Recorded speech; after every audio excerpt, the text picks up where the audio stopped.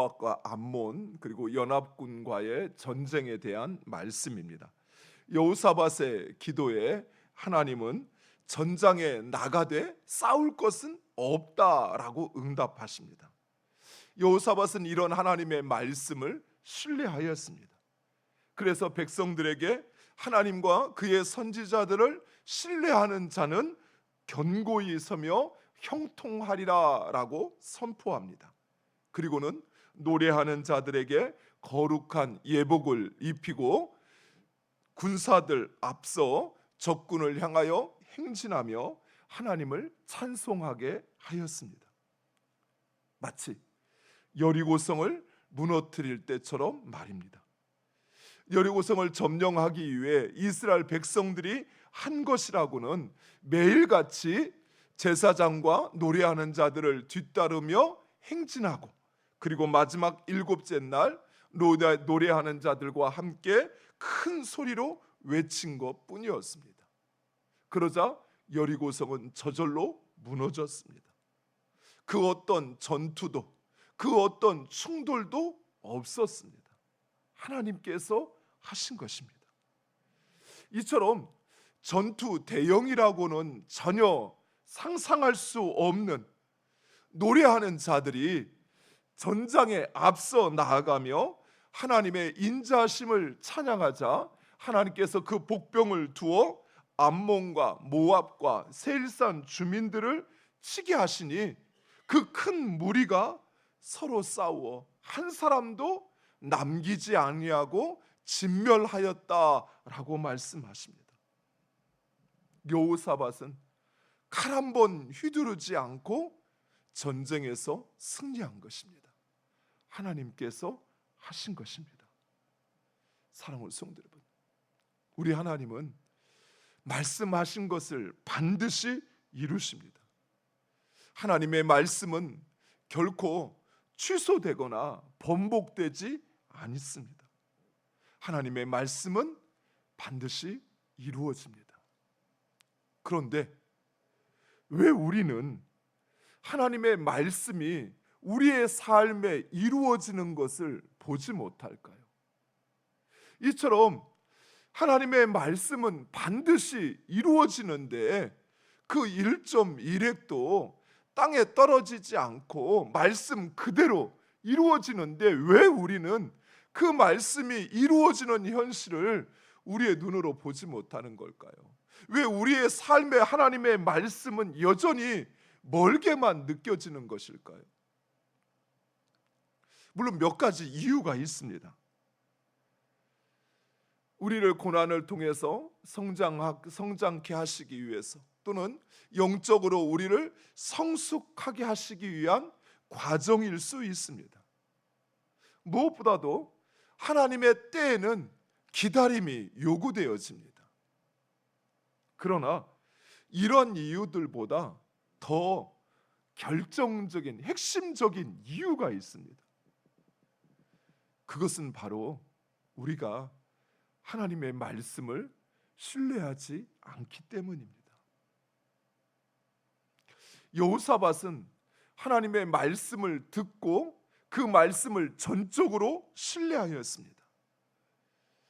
전쟁터에 나가면서, 지금 적군과 싸우러 나가면서, 그것도 내 힘으로 감당할 수 없는 적군들과 싸우러 나가면서 항복하러 가는 것이 아니라면 노래하는 자들을 앞세우고 나간다는 것은 미치지 않고는 할 수 없는 일입니다. 그렇습니다. 여호사밧은 하나님께 미쳤어요. 하나님의 말씀에 미쳤습니다.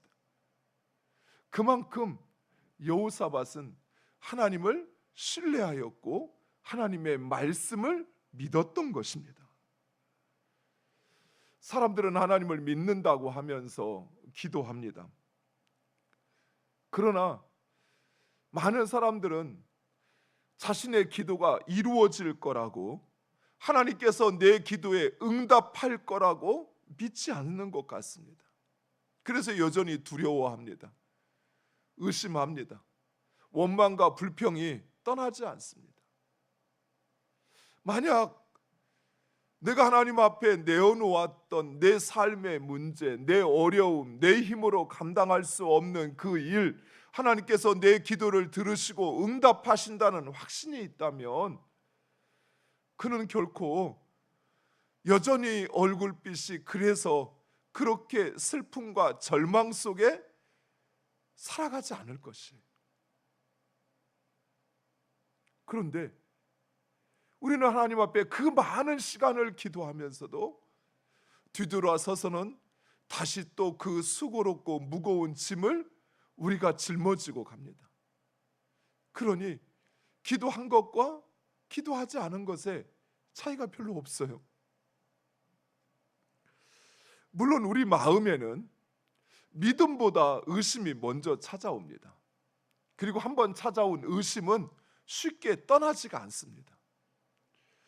그러나 이 의심을 떨쳐버릴 수 있는 두 가지 방법이 있습니다. 그것은 바로 말씀과 기도입니다. 중국 선교사였던 허든스 테일러는 런던 선교부의 파송을 받고 중국 선교를 하고 있었습니다. 그런데 중국 땅이 여러 가지 사건들로 인해서 점점 공산화되어 가자 런던 선교부에서는 더 이상 선교비를 줄 수 없으니 선교를 그만두고 돌아오라는 명령을 하게 됩니다. 허든스 테일러는 아직도 해야 될 일들, 이근곡식이 많지만 선교부에서 더 이상 재정을 지원하지 않는다고 하니 더 이상 선교를 할 수 없다라고 생각을 해서 보따리를 싸들고 런던으로 가기 위해서 중국 상하이에 잠시 머무르게 됩니다. 여관에 머무르면서 그런 마지막 중국 땅을 떠나기 전에 그곳에서 아들도 손주도 잃었기에 그래서 그곳에서 기도를 합니다. 기도하는 가운데 하나님께서 두 가지 말씀을 그 마음에 떠오르게 합니다. 첫 번째는 사무엘상에 나오는 예베네셀이라고 하는 말씀입니다. 그렇습니다. 하나님께서 그를 도와서 그가 여기까지 온 것이었어요. 돈이 있어서 후원하는 사람이 있어서 그래서 그가 선교를 한 것이 아니라 하나님께서 그를 도와 그가 여기까지 왔다는 사실이었습니다. 그에게는 힘이나 능력이나 재정이나 그 무엇이 있었던 것이 아니라 오직 하나님께서 그와 함께 하시어 여기까지 인도하셨다는 사실입니다. 두 번째로는 야훼 이레, 여호와 이레라는 말씀이었습니다. 하나님께서 그를 택하시어 중국 땅에 보내실 때 하나님께서는 이미 그 모든 것을 아시고 예비하셔서 그로 하여금 그 삶을, 그 사역을 감당케 하셨던 것입니다. 이처럼 하나님은 앞으로도 그가 무엇을 어디로 가야 할지 무엇을 해야 할지 알지 못하지만 그러나 하나님은 여전히 그 모든 것을 예비하시고 준비하셔서 그로 하게 하신다는 사실을 다시 한번 깨닫게 됩니다. 그리고는 다음 날 아침 그는 쌌던 보자기를 다시 싸들고 중국 내지로 들어가게 됩니다. 그리고 중국 내지 선교회를 창립하게 되고 그리고 이제 그 선교회를 통해서 중국 사역을 감당하게 됩니다. 그때 허드슨 테일러가 이렇게 이야기했다고 해요. 그렇다. 지금까지 도우신 하나님은 장래도 도울 것이고 모든 것을 미리 아시는 고로 미리 예비하신 하나님은 런던 선교부에서 도와주지 못하더라도 내가 선교 사업을 할 수 있도록 예비하실 것이다. 사랑하는 성도 여러분, 우리의 힘으로 할 수 없을 때라도 더 이상 이제는 내 힘으로 감당할 수 없다라고 생각할지라도 하나님을 신뢰하시기 바랍니다. 그 하나님은 예베네셀의 하나님이십니다. 나를 여기까지 인도하시고 함께 하신 하나님이십니다. 그리고 그 하나님은 여호와 이레의 하나님이십니다. 내 눈에는 보이지 않지만 노래하는 자를 앞세워 전쟁터에 나가면 저들은 화살바지가 되고 창바지가 되어서 쓰러질 것처럼 보여지지만, 그러나 그 하나님의 말씀을 신뢰하며 나아가면 하나님은 그 모든 것을 예비하시어서, 그래서 복병을 두어 그 적군들로 서로 싸워 한 사람도 남기지 않고 쓰러지게 하셨던 것처럼 그 하나님께서 우리의 모든 문제를 해결하시고 그리고 우리를 그곳에서 구원하실 것입니다. 사랑하는 성도 여러분, 그 하나님을 신뢰하시기 바랍니다. 그리고 그 하나님의 말씀을 믿으시기 바랍니다. 하지만 우리 마음에 찾아오는 이 의심, 이 두려움을 우리는 어찌할 수가 없습니다.